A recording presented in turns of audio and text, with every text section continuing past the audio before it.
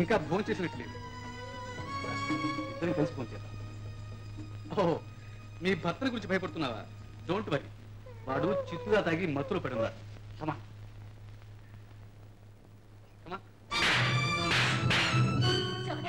ఎంత ధైర్యం నీకు? నేను నీతో కలిసి ఫోన్ చేయాలా?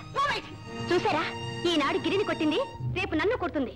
చిచి, మీరు వద్దు, మీ ఇల్లు వద్దు. వస్తా. ఈ స్థితిలో పెద్దబాబుగా నిలిచిపెట్టి వెళ్ళిపోతావా? నీ పద్ధతి ఏం బాగుండలేదు, నాకేమో నచ్చలేదు. నీకు చెప్పినట్టు తినాలి. నువ్వు వెళ్ళదు. చూసారా బాబు గారు, ఆడదంటే ఇలా ఉండాలి. వెళ్ళొద్దను మానేసి. నీ దర్జా ఏంటి, నీ హోదా ఏంటి, నీ స్థితి ఏంటి, నీ పలుకుడు ఏంటండి? వచ్చిన స్నేహితుల ఇలా కొడితే బజార్లో నీ పరువు ఏం కావాలని అడుగుతున్నాను నేను. అవును, నా పరువు ఏం కావాలి? గిరి, ఏం జరిగిందిరా? ఏముంది, మీరు భోజనం చేయండి అన్న. చెంప చెడు మన అంతే. అయినా మీరు ఒకటే గారు. వస్తాను రా. సీత, అది నిజమా? నిజమే. వారితో కలిసి నన్ను భోజనం చేయమన్నాడు. మర్యాద గల స్త్రీకి ఇంతకంటే అవమానం ఏం కావాలి?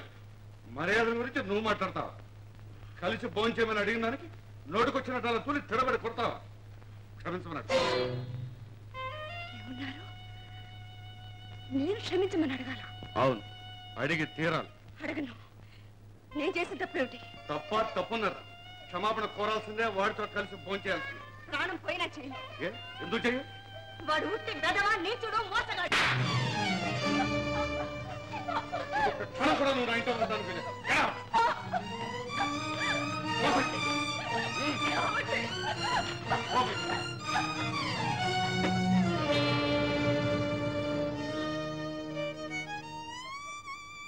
డార్లింగ్, స్నేహితుల కోసం కట్టుకున్న పెళ్ళాన్ని బయటికి గెంటేసిన మహత్యాగి, ఈ ఇంటి ఇళ్ళని రోడ్డు మీదకి నెట్టేసిన విశాల బాబు, అనవసర ద్వేషాలు రోషాలు మాన్పించి ఇక్కడి ప్రజల్లో ఐకమత్యం సాధించు. అనామకులుగా అమాయకులుగా బ్రతుకుతున్న కార్మికుల జీవితాల్లో విజ్ఞాన జ్యోతిని వెలిగించి వాళ్ళని చైతన్యవంతుల్ని చేశాం. చీకటిలో బ్రతుకుతున్న దొంగల్ని వెలుగులోకి తెచ్చి వాళ్ళని మనుషులుగా చేశాం. కానీ జీవితంలో మోసపోయి కన్నీటితో గడుపుతున్న మా రాధ జీవితాన్ని వెలుగులోకి తేలేవా బాబు? మీ అభిప్రాయం? బాబు, కూలిపోతున్న మా పరువు ప్రతిష్టల్ని కాపాడావు. ఇంకా నిన్ను కోరటం స్వార్థమే.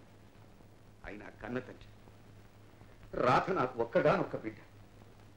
ఆమె మెడలో ఒక మాంగళ్యం, ఆమె జీవితంలో ఒక నిండు ఆనందం చూడాలని నా కోరిక. అర్థమై, మీ కోరిక తప్పక నెరవేరుస్తుంది. బాబు, చాలా సంతోషం బాబు, చాలా సంతోషం. ఈ ఒక్క మాట చాలు బాబు, ఒక్క మాట చాలు. మామగారు, రాధను అగ్నిసాక్షిగా పెళ్లి చేసుకుంటాను. ఆమె జీవితాన్ని వెన్నెలమయం చేస్తాను. కానీ ఒక్క విషయం, రాధ బిడ్డకు అసలైన తండ్రి అంటే రాధ రక్తంతో రక్తాన్ని కలిపిన భర్త తిరిగి వచ్చి రాధ నా భార్య అంటే మీరేమంటారు? అతనికి ఏం సమాధానం చెప్తారు? నువ్వు లేవు రావు అన్న నమ్మకంతో రాధకు మళ్ళీ పెళ్లి చేశాం, నువ్వు వెళ్ళిపోమ్మని తరిమేస్తారా? లేక తాత్కాలికంగా చేశామని నా పెళ్లిని రద్దు చేస్తారా? ఏం చేస్తారు చెప్పండి. బాబు, అతను వస్తాడన్న నమ్మకం నాకు లేదు. అతను తిరిగి రావాలని నా కోరిక.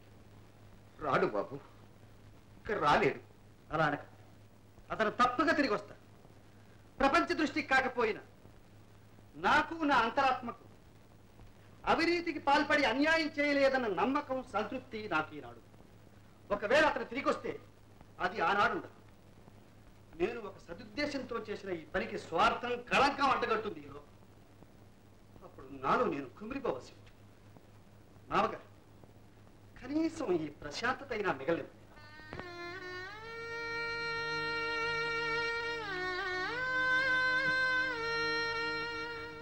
క్షమించండి. మా నాన్నగారు నా మీదున్న మమకారంతో మిమ్మల్ని కోరరాని కోరిక కోరారు. అదేం మనసులో ఉంచుకోకండి. దయచేసి మీ నీడను నా బిడ్డకు దూరం చేయకండి. ఏమిటి?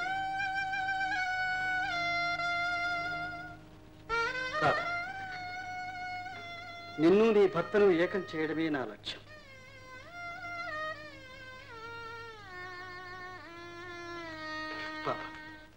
చూడు, నవ్వమ్మా అడుగు. తాతగారించు.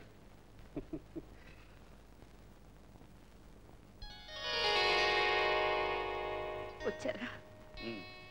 ఎన్నాళ్ళకి వచ్చారండి? ఇంతకాలం ఎక్కడున్నారు? ఏమయ్యారు? ఇన్నాళ్ళ గుర్తుకొచ్చాను నేను. అడుగు. నువ్వు ఇప్పుడు పరాయిదాని. నేను పరాయిదాన్నా? అవును, నువ్వు ఇంకొకటి భార్యవి.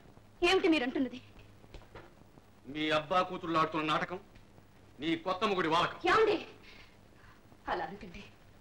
ఆయన ఔన్నిత్యాన్ని అర్థం చేసుకోండి. ఆయన గారి ఔన్నిత్యమో తెలిసింది, మీ నీచత్వము తెలిసింది.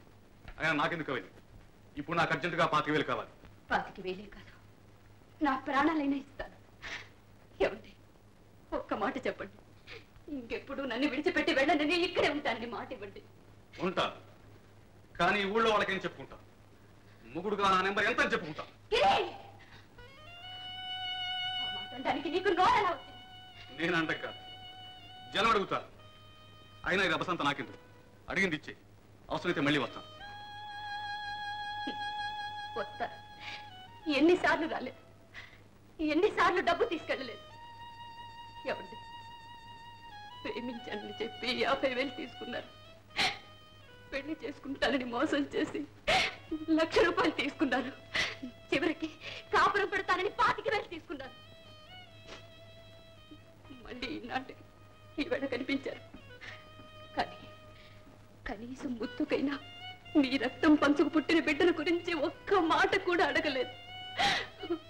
లేదు, ఆ బిడ్డకు అదృష్టం లేదండి. ఆలస్యం ఎందుకు? అడిగింది ఇచ్చే.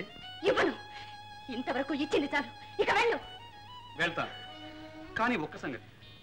మీ తండ్రి కూతురు ఆడుతున్న నాటకం బజార్లో పడితే ఆ నింద నా మీద మాత్రం వేయకు. లక్షాధికారి రంగనాథన్ గారి కూతురు ఒకరికి బిడ్డని కని మరొకరితో కాపురం చేస్తుందని ఊరంతా చెప్పుకుంటూ ఉంటే అంత ద్రోహానికి ఓడికట్టకు. నీకు పుణ్యం ఉంటుంది. నా బిడ్డ బ్రతుకు మీద మచ్చేసి పోకు. అలాగే మరి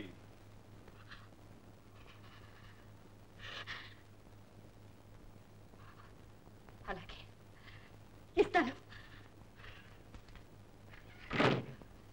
ఇదిగో, తీసుకో, వెళ్ళు.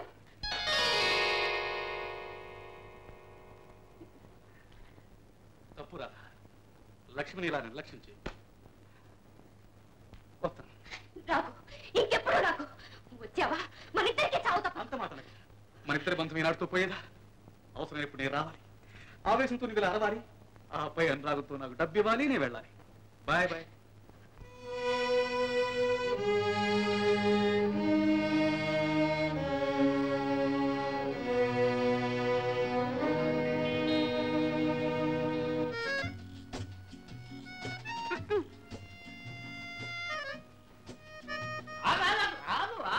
ఈ పద్ధతి ఏం బాగుండలేదు, నాకు ఏమి నచ్చలేదు.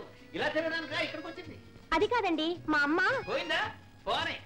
నీలాంటి ఆడవాళ్ళకి అమ్మలు ఎప్పుడు అడ్డమే, మాలాంటి వాళ్ళకి ఎప్పుడు ఆటంకమే. చదవకు వచ్చి మొత్తం దాకా ఎందుకో ఏదో చెప్పు. ఏం అక్కర్లేదు. మా అమ్మ ఇవాళ బజార్లో కొత్త రకం నెక్లెస్ చూసిందట. చూసింది, నేను అనుకుంటానే ఉన్నాను చూస్తుందని. బాబు, ఈ పద్ధతి ఏం బాగుండలేదు, నాకు ఏమి నచ్చలేదండి.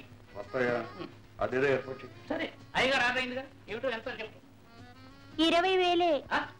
20,000? 20,000గా వస్తాయా? చూసిచ్చే. ఏమిటండి బాబు గారు, మీకు ఏమైనా ఆలోచన ఉందా? 20,000? మన దగ్గర 20 డబ్బులు కూడా లేవు. ఏమిటి? నాకు తెలుసు, దేవుడు వరమిచ్చినా పూజారి వరమివ్వడంట. ఈ ముసలి పీనుగుల బుద్ధి ఇంత. చిన్నంతరం పెద్దంతరం చూడక మాట్లాడు. గోపాల డబ్బు లేకపోతే నేను ఇస్తాను. ఇది తీసుకోండి. థ్యాంక్స్ గిరి, నా పరువు కాపాడా. కాకపోతే చిన్న ఇబ్బంది. ఈ డబ్బు నేను కూడా అప్పు తెచ్చింది. మీరేమీ అనుకోనంటే చెప్పు బ్రదర్. ఈ కాగితాలను సంతరించేయండి, తర్వాత నోట్ రాయిస్తాను. అలాగే వద్దుది.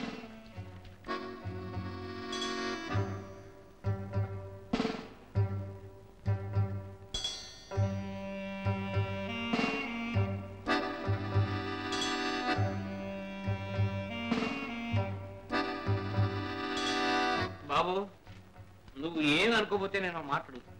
అడగండి. ఏమనుకో కదా. అయ్యా, మరి ఖాళీ పత్రాల మీద సంతకాలు. నీకన్నా అనుమానాలే.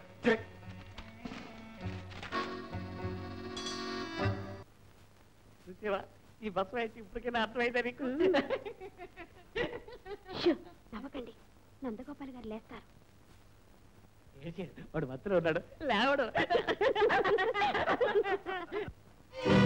ఈ పద్ధతి ఏం బాగోలేదు, నాకేమని నచ్చలేదు. సగం మీ ఇద్దరికి, సగం నాకు. అదేం కుదరదు. నాకేంటే అసలే కుదరదు. అసలు ఈ ఆస్తంతా చేజిక్కించుకోవడానికి కారకులు ఎవరు? నేను. నా కష్టానికి తగిన ప్రతిఫలం ఉండాలంటావా లేదంటావా? న్యాయం అంటావా కాదంటావా? ఈ న్యాయాలతో మనకు పని లేదు. నాకు సగం రావాల్సిందే. నేనొకటి చెప్పనా, మన ముగ్గురు సమానంగా పంచుకుందాం. ఏమిటి? నీతో సహా? ఈ పద్ధతి ఏం బాగోలేదు, నాకు ఏమి నచ్చలేదు. అసలు ఈ వ్యవహారం అంతా ఎవరి చేతుల మీద జరిగింది? నా చేతుల మీద. ఏమిటది? ఏమిటో? ఏమిటి? అవును వాయ్, ఏమిటి? ఏమిటా నువ్వు మాట్లాడింది? చిన్నబాబు గారికి సీతకి కల్పించానా? ఫలితం ఏమిటి? చిన్నబాబు గారు దేశాల పాలయ్యారు, సీత రోడ్ల పాలైంది. నేను అదంతా చేసిపోతే ఇదంతా జరిగేదా? ఊరికే డబ్బా కొట్టుకో. ఎవరు? పార్వతి మన పైకి పంపించింది నేను, సీతను బయటికి నెట్టించింది నేను. ఆగండి, నందగోపాల్ని నేను ఉచ్చులో వేసుకోబట్టేగా మీరు ఇవన్నీ చేయగలిగారు. అందుకని నిలువున నరుకుతాను. సంతకాలు పెట్టడం తేలిగ్గా తిరిగి నీ ఆస్తి స్వాధీనం చేసుకోవడం. నేను సంతకాలు పెట్టాను, నా ఆస్తి మీకు స్వాధీనం చేశాను. ఆస్తంతా రాత్రి రాత్రి చేసినట్టు పెద్దబాబు గారు మర్చిపోతారు. ఎంత పని చేశారా మీరు? చిన్న వస్తాలకు పెట్టే కుక్కలు మీరు. ఇల్లు ఆస్తి సమస్తం మారి. Please get out.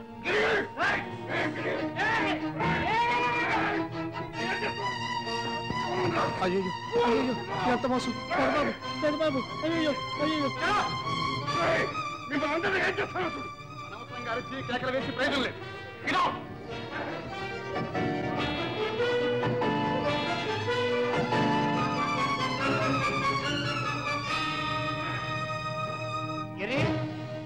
వాడిని తోసేసాం కదా, ఇదిగో ఈ ముగ్గురు పినుగులను కూడా బయటకు తోసే.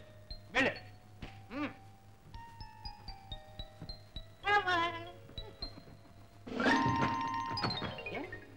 ఆ పని నువ్వు చూడు. అంతేనట?